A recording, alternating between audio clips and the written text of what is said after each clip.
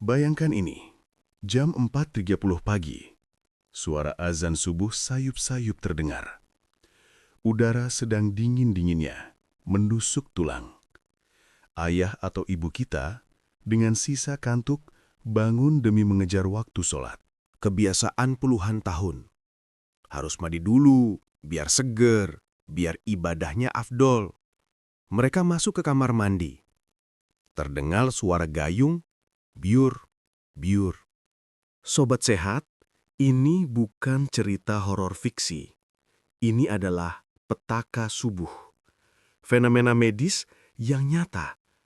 Banyak yang mengira mereka terpeleset karena licin. Salah besar. Musuhnya bukan lantai, tapi waktu dan suhu.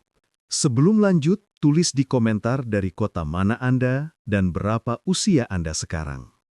Like video ini dan subscribe agar kita bisa saling dukung. Di video ini, saya akan bongkar kenapa niat baik mandi pagi bisa berakhir di ruang ICU. Simak baik-baik, karena 20 menit ke depan bisa menyelamatkan nyawa orang yang paling Anda cintai. Sobat sehat, mari kita berhenti sejenak menyalahkan lantai kamar mandi yang licin atau nasib buruk. Kita perlu masuk lebih dalam, menembus kulit, dan melihat apa yang sebenarnya terjadi di dalam pembuluh darah orang tua kita saat fajar menyingsing. Kenapa waktu subuh? Kenapa jam 4 hingga jam 6 pagi menjadi zona merah bagi stroke dan serangan jantung? Jawabannya ada pada sebuah fenomena medis yang disebut morning surge atau lonjakan pagi. Anda harus paham, tubuh manusia bukanlah mesin saklar lampu yang bisa on dan off secara instan. Tubuh kita bekerja mengikuti irama sirkadian, sebuah jam biologis internal yang mengatur segalanya. Selama malam hari, saat orang tua tertidur lelap, tubuh berada dalam mode istirahat total. Tekanan darah turun ke titik terendah, disebut tipping, detak jantung melambat, dan sistem saraf rileks. Namun begitu memasuki pukul 04.00, saat mata mungkin belum terbuka, tubuh secara otomatis memulai prosedur startup yang agresif. Otak memerintahkan kelenjar adrenal untuk membanjiri darah dengan hormon bangun, yaitu adrenalin dan kortisol. Tujuannya mulia, yaitu memberikan energi instan agar kita bisa bangun dan beraktivitas. Tapi efek sampingnya sangat drastis bagi lansia. Hormon-hormon ini bersifat vasokonstriktor, artinya mereka membuat pembuluh darah menyempit dan jantung memompa lebih kuat. Dalam hitungan menit, tekanan darah yang tadinya tenang tiba-tiba melonjak naik tajam. Bisa naik 20, 30, hingga 40 poin lebih tinggi dari saat tidur. Bagi anak muda dengan pembuluh darah yang elastis, lonjakan ini tidak masalah. Pembuluh darah mereka bisa melebar untuk menampung arus deras ini. Tapi, coba bayangkan kondisi pembuluh darah lansia. Setelah dipakai selama 60 atau 70 tahun, dinding pembuluh darah mereka sudah mengalami aterosklerosis. Dindingnya kaku, keras, dan berkerak kapur. Tidak lagi lentur seperti karet, tapi getah seperti pipa tua yang sudah berkaratan. Ketika morning surge terjadi, jantung memompa darah dengan tekanan tinggi ke dalam pipa yang kaku dan sempit ini. Tekanannya menjadi luar biasa besar. Dinding pembuluh darah dipaksa menahan beban maksimalnya justru di saat tubuh baru saja bangun. Belum selesai sampai di situ, ada satu fakta mengerikan yang jarang diketahui orang awam. Di jam-jam pagi ini, darah manusia secara alami menjadi lebih kental. Trombosit atau keping darah menjadi lebih lengket di pagi hari. Ini berarti resiko terjadinya gumpalan darah atau blood clot meningkat drastis. Jadi kita punya 3 kombinasi mati. Jantung yang memompa keras karena hormon bangun, pembuluh darah yang kaku dan sempit karena usia, darah yang sedang kental-kentalnya. Ini ibarat sebuah mobil tua yang olinya masih dingin dan kental, pistonnya sudah aus, tapi tiba-tiba Anda injak gas sampai RPM merah segera setelah mesin dinyalakan. Mesin itu akan menjerit, bergetar hebat, dan resikonya meledak. Dalam kondisi tubuh yang sedang tegang secara internal inilah, orang tua kita melangkah masuk ke kamar mandi subuh. Mereka merasa segar, padahal di dalam, tubuh mereka sedang berjuang menahan tekanan. Ini adalah bom waktu biologis yang detiknya terus berjalan, menunggu satu pemicu kecil untuk meledak. Dan pemicu itu seringkali adalah gayung air dingin pertama yang menyentuh kulit mereka. Kita sudah tahu bahwa di pagi hari, tubuh lansia adalah sebuah bom waktu dengan tekanan internal yang sedang memuncak. Sekarang, mari kita lihat apa yang memicu ledakannya. Pemicu itu seringkali terlihat sepele, bening, dan tidak berdosa. Air dingin. Bayangkan skenario ini. Suhu udara subuh di Indonesia rata-rata berkisar antara 20 hingga 24 derajat Celcius. Sementara suhu tubuh normal manusia adalah 36 hingga 37 derajat. Ada selisih suhu yang ekstrim lebih dari 10 derajat. Saat lansia mengambil gayung pertama, lalu menyiramkan air dingin itu ke kepala atau pundak, terjadilah apa yang dunia medis sebut sebagai cold shock response atau kejutan suhu. Ini bukan sekedar rasa atau menggigil biasa. Bagi tubuh lansia, ini adalah sinyal bahaya tingkat tinggi. Sistem saraf simpatis langsung berteriak, "Pertahankan panas!" Dalam sepersekian detik, jutaan pembuluh darah kapiler di permukaan kulit diperintahkan untuk menutup rapat-rapat. Pori-pori terkunci. Ini adalah mekanisme pertahanan diri alami agar tubuh tidak hipotermia. Istilah medisnya adalah vasokonstriksi ekstrim. Coba Anda bayangkan, Anda memegang spons cuci piring yang basah kuyup penuh dengan air. Lalu tiba-tiba Anda meremas spons itu sekuat tenaga dengan kedua tangan. Kemana airnya akan lari? Air tidak akan hilang, tapi akan tersembur keluar mencari ruang kosong, bukan? Itulah yang terjadi pada darah di tubuh orang tua kita. Saat pembuluh darah di kulit atau perifer diperas dan menyempit karena kaget air dingin, volume darah sebanyak 5 liter di tubuh tidak berkurang. Darah itu terdorong paksa, lari dari kulit, dan membanjiri organ-organ vital di bagian dalam tubuh. Terjadilah tsunami darah internal. Darah dalam jumlah besar tiba-tiba membanjiri jantung, paru-paru, dan yang paling fatal, otak. Ingat, ini terjadi saat tekanan darah sudah tinggi karena morning surge. Sekarang ditambah lagi dengan beban volume darah buangan dari kulit. Jantung lansia yang ototnya sudah melemah dipaksa memompa melawan tahanan yang sangat berat. Beban kerjanya naik 300% dalam hitungan detik. Jika jantung tidak kuat, ia akan berhenti berdetak atau cardiac arrest. Tapi yang lebih sering terjadi adalah skenario kedua, yaitu otak yang menyerah. Pembuluh darah halus di otak lansia yang mungkin sudah tipis dan rapuh, tiba-tiba dihantam oleh tekanan darah super tinggi yang datang mendadak ini. Dinding pembuluh darah itu tidak punya waktu untuk beradaptasi. Ia meregang melebihi batas elastisitasnya dan akhirnya pecah. Inilah momen stroke hemoragik terjadi. Di kamar mandi, kejadian ini berlangsung sangat cepat.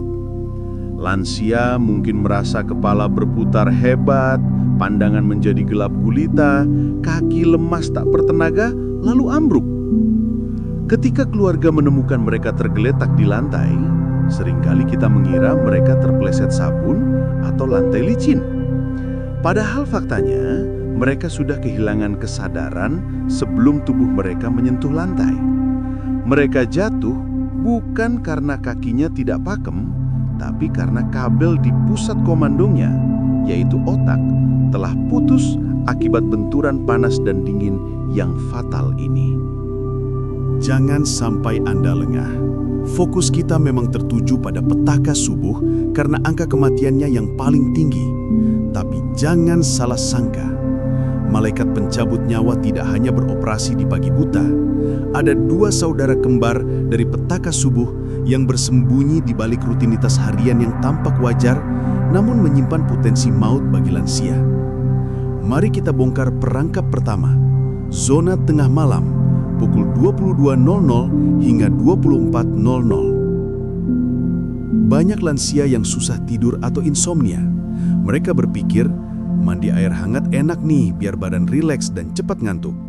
Secara teori, air hangat memang menenangkan. Tapi, disinilah letak jebakannya. Mandi air hangat di malam hari memicu vasodilatasi, yaitu melebarnya pembuluh darah secara masif. Jika di subuh pembuluh darah menyempit, di malam hari pembuluh darah justru melebar terlalu luas. Akibatnya, tekanan darah turun drastis atau hipotensi. Ingat, gravitasi bumi selalu menarik darah ke bawah.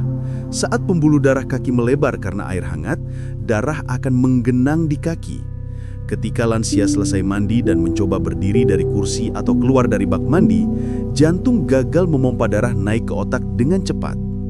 Kondisi ini disebut hipotensi ortostatik. Otak mengalami blank sesaat karena pasokan oksigen terputus. Pandangan menjadi gelap, lantai terasa bergoyang, dan bruk, lansia jatuh pingsan. Bahaya utamanya di sini bukan pecah pembuluh darah, tapi cedera kepala fatal akibat benturan keras dengan lantai keramik atau ujung bak mandi. Dan karena kejadiannya tengah malam saat orang rumah tidur lelap, pertolongan seringkali terlambat datang. Sekarang, mari kita lihat perangkap kedua, mandi setelah makan besar, postprandial bathing. Ini adalah kesalahan paling umum. Selesai makan siang atau makan malam, perut kenyang, keringat keluar, rasanya lengket dan ingin mandi. Stop. Ini adalah tindakan bunuh diri pelan-pelan. Sobat sehat, tubuh kita punya prioritas. Setelah makan besar, sistem pencernaan bekerja keras layaknya pabrik yang sedang lembur. Lambung dan usus membutuhkan energi besar untuk menggiling makanan. Tubuh secara otomatis mengerahkan hingga 70% aliran darah untuk berkumpul di area perut atau splenic circulation. Ini adalah hukum alam. Di mana ada kerja berat, di situ darah berkumpul. Jika di momen krusial ini Anda memaksa tubuh untuk mandi, Anda menciptakan kompetisi mematikan. Air mandi, baik panas atau dingin, akan memancing darah untuk lari ke kulit demi mengatur suhu tubuh. Tubuh menjadi bingung, perut teriak minta darah untuk mencerna, kulit teriak minta darah untuk adaptasi suhu. Siapa yang jadi korban? Jantung dan otak. Jantung dipaksa bekerja lembur membagi arus darah yang terbatas ini. Bagi lansia yang punya riwayat jantung koroner, situasi ini bisa memicu angina atau nyeri dada hebat, atau bahkan serangan jantung mendadak karena otot jantung kekurangan oksigen atau iskemia. Jadi, tolong ingat rumus sederhana ini. Hindari 3 waktu maut. Jangan mandi saat udara terdingin, yaitu subuh. Jangan mandi saat tubuh terlelah, yaitu tengah malam. Jangan mandi saat perut terkenyang. Biarkan tubuh orang tua kita bekerja dengan tenang tanpa beban tambahan yang tidak perlu. Sobat sehat, setelah kita menelusuri berbagai zona bahaya tadi, mungkin ada rasa cemas yang muncul di hati Anda. Pertanyaannya sekarang, apakah orang tua saya harus berhenti mandi? Jawabannya tentu tidak. Kebersihan adalah sebagian dari iman dan kesehatan. Kita tidak perlu menghentikan kebiasaan mandi mereka. Kita hanya perlu melakukan hijrah kebiasaan.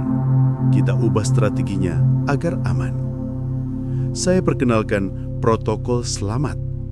Ini adalah standar prosedur operasi baru yang wajib berlaku di rumah Anda mulai hari ini. Ada 4 pilar utama yang tidak boleh ditawar.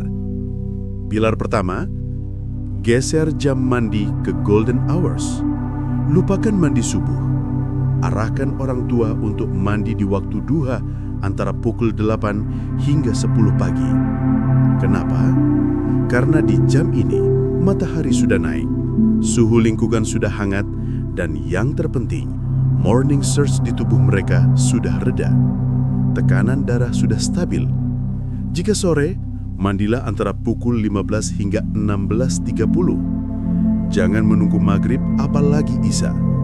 Prinsipnya, mandilah saat matahari masih ada. Pilar kedua, air hangat adalah kewajiban medis. Banyak lansia merasa sayang gas atau repot masak air. Jelaskan pada mereka, air hangat bagi lansia bukan kemewahan, tapi obat. Air hangat suam-suam kuku sekitar 38 hingga 40 derajat Celcius berfungsi melebarkan pembuluh darah secara perlahan dan aman. Ini mencegah jantung kaget. Jangan pernah biarkan mereka mandi air dingin lagi, sesegar apapun mereka merasa badannya. Pilar ketiga, duduk jangan berdiri. Ini investasi paling murah tapi paling efektif menyelamatkan nyawa. Kursi bakso plastik. Belikan satu kursi plastik yang kokoh, taruh di kamar mandi. Membiasakan lansia mandi sambil duduk mengurangi risiko jatuh hingga 90%. Logikanya sederhana. Jika mereka tiba-tiba pusing saat duduk, mereka tidak akan jatuh terpelanting ke lantai. Jarak jatuhnya 0. Selain itu, mandi sambil duduk mengurangi beban kerja jantung karena darah lebih mudah mengalir tanpa melawan gravitasi seberat saat berdiri. Pilar keempat, teknik bilasan bertahap. Ajarkan urutan menyiram air yang benar. Jangan langsung siram kepala, itu fatal. Mulailah menyiram air dari ujung kaki dulu. Biarkan kaki beradaptasi dengan suhu air. Lalu naik perlahan ke lutut, paha, perut, badan, dan terakhir kepala. Proses ini memberi waktu bagi otak dan jantung untuk mengenali perubahan suhu tanpa memicu shock.